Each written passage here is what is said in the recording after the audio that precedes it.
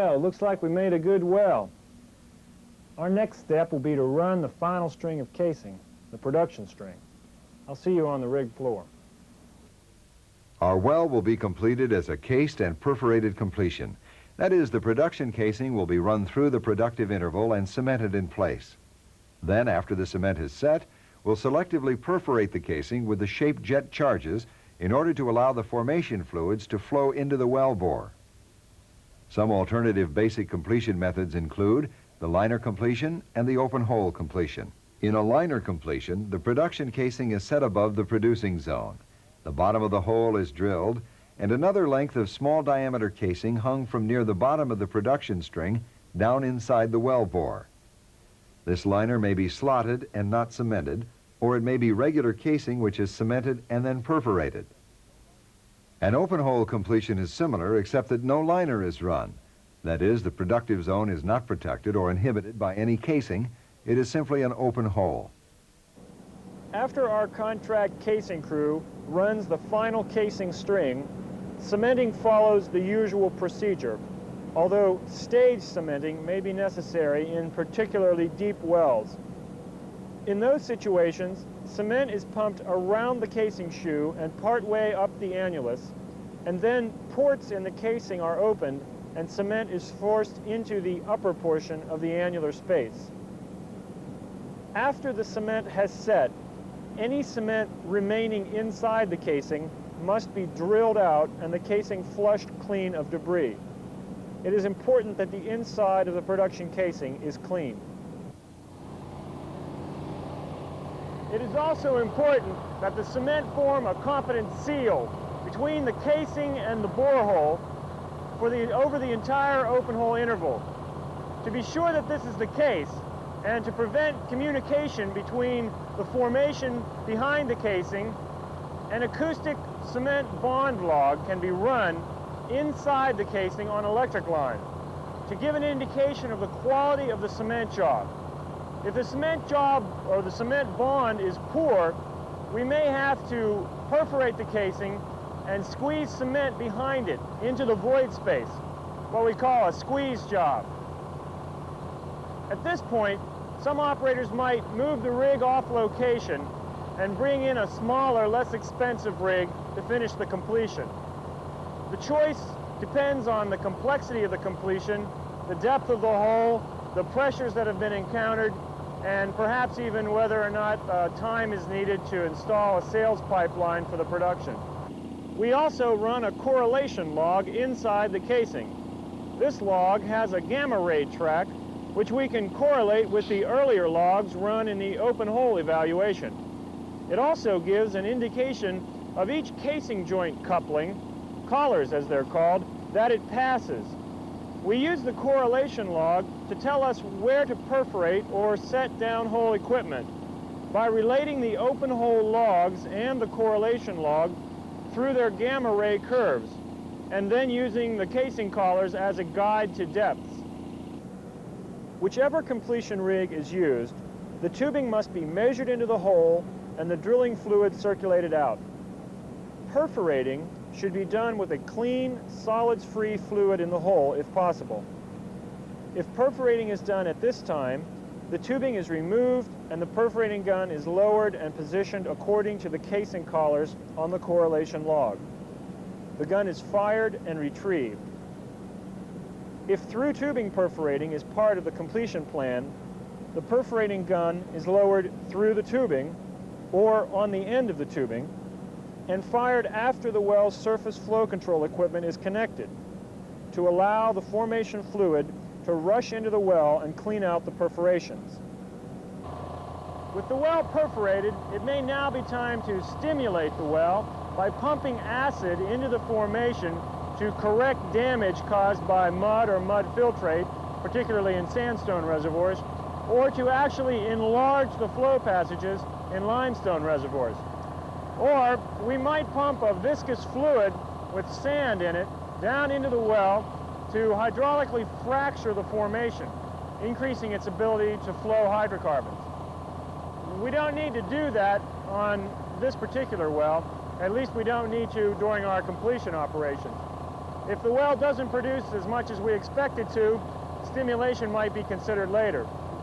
In some areas at this point, we might also need to pack the inside of the perforated interval with clean sand. We're calling this a gravel pack. This is done to prevent formation sand from flowing into the well. Next, we'll run our tubing string and packer into the hole for the final time. The tubing must be spaced out so that it fits into the packer set at the bottom of the hole and yet also hangs from the tubing head connected to the casing at the surface.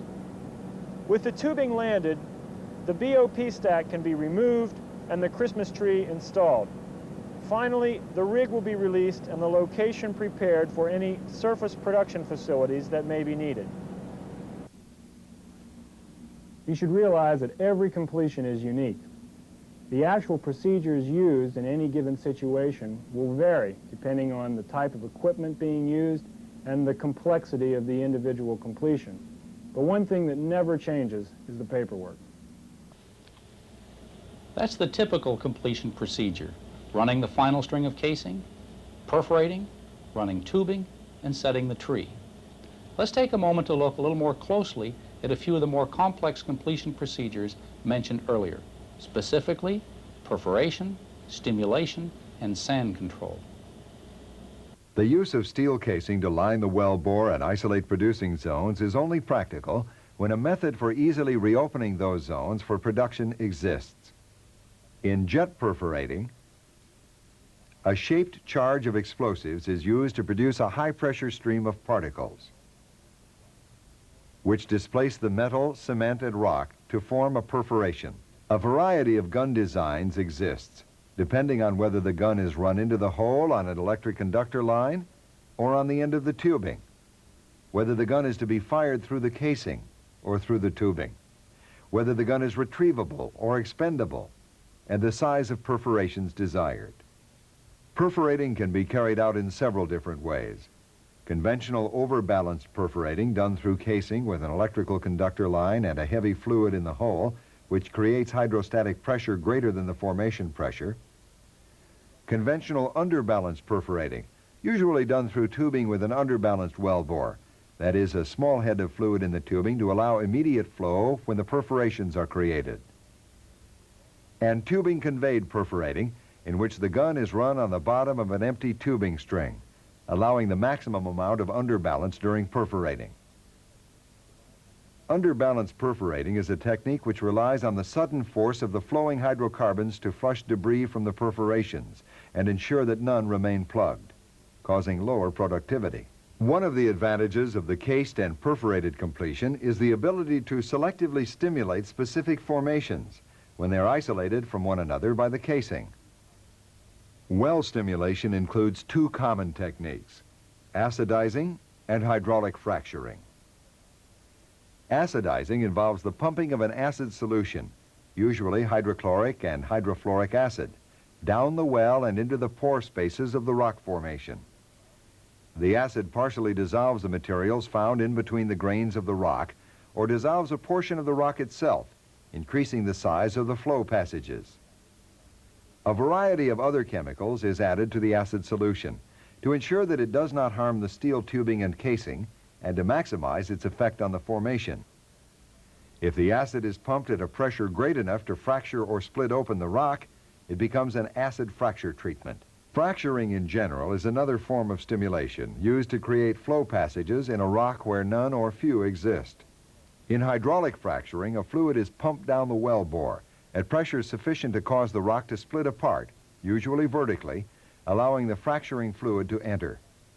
As the fracturing fluid is pumped into the fracture, extending it further from the well bore, a proppant material, usually sand, is carried along in the viscous fluid. When the pumping stops, the frac fluid flows back into the well bore, leaving the proppant to prop open the crack and prevent it from closing up completely. In this manner, a high permeability pipeline to the well bore can be created, often extending thousands of feet out into the reservoir on either side of the well. Typically, a large amount of specialized equipment is required for a fracture treatment, particularly a massive one. The fluid and proppant must be steadily blended and sent to the rows of pump trucks which work together to pump the mixture into the well at a steady high rate and pressure. In some places, such as the U.S. Gulf Coast, stimulation is not needed to induce production. In fact, the formations are already so unconsolidated that they themselves actually flow into the wellbore, creating an entirely different completion requirement, sand control. Methods for controlling sand production have generally involved one of two approaches: a metal or sand grain barrier which screens out the formation sand but does not inhibit fluid flow into the wellbore, or an epoxy resin which is injected into the rock and hardens to form a consolidating binder for the formation sand grains. Metal screens or gravel packs work in a manner analogous to a large crowd of people trying to leave a theater through a small door. Each could pass through individually, but when several try at once, they form a bridge, preventing those at the rear from moving at all. In sand control, bridging methods employ wire-wrapped screens with openings carefully sized to allow the formation sand or gravel pack sand to be deposited against them. Gravel packs are designed based on the analysis of the formation sand grain size distribution, so that the screen in gravel pack sand will prevent formation sand movement, but not inhibit formation fluid flow. Sand consolidation techniques are best applied to shorter completion intervals, where precise placement of the epoxy resin is possible. The plastic-like material is generally displaced into the formation and allowed to harden, binding the formation sand grains together. If the plastic is pumped too far into the reservoir, or if it isn't distributed over the entire interval, sand production will continue. On the other hand, if the plastic is under-displaced and left to harden inside the tubing, the well may not produce at all. Now you've seen our well completed and learned a little about several of the different completion procedures used. Remember, every drilling and completion program is unique, and although the sequence of events we have followed is typical, it is by no means the last word on the subject.